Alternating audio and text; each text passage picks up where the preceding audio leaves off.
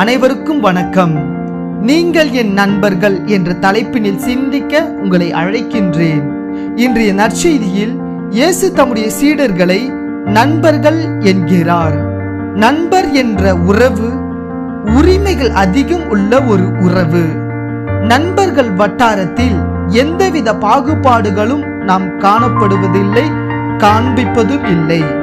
நாம் அனைவரும் சமமாக கருதப்படுபவர் நண்பர்கள்தான். ஒருவேளை பெற்றோரிடமோ மனைவியிடமோ அல்லது சகோதர சகோதரிகளிடமோ மறைத்ததை கூட நாம் அனைவரும் நண்பர்களிடத்தில் வெளிப்படையாக உண்மையாக அனைத்தையும் பகிர்ந்து கொள்கின்றோம். ஒரு மனிதன் உலகில் அதிகமாக நம்புவது தன் நண்பரைத்தான். அதனால் தான் இத்தகைய முக்கியத்துவம் வாய்ந்த நண்பராக தம்முடைய சீடர்களை இயேசு பார்க்கின்றார். இதன் மூலம் சமூகத்தில் மாற்றம் கொணர்கிறார் இயேசு.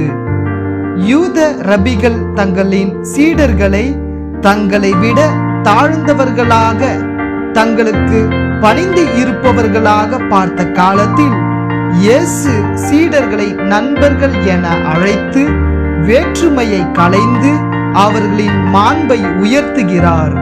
பல்வேறு பின்னணிகளில் இருந்து வந்த சீடர்கள் தங்கள் நிலை களைந்து சீடர் என்ற சமநிலைக்கு உயர்த்தப்படுகிறார்கள். நாமும் நமது வாழ்வில் நாம் சந்திக்கும் ஒவ்வொரு மனிதரையும் நம்முடைய நண்பர்களாக கருதுவோம். ஏழை பணக்காரன், உயர்ந்தவன் தாழ்ந்தவன் ஆகிய வேறுபாடுகளை மறைய அனைத்து நிலையிலும் வாழ்பவர்கள் நண்பர்களாக மாற வேண்டும். இதனால் வேற்றுமை மறைந்து நாம் ஒவ்வொருவரிலும் அன்பு பிறக்கெடுக்கும்.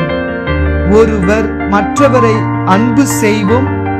ஒருவரை மற்றவரை நண்பராக ஏற்றுக்கொள்வோம்.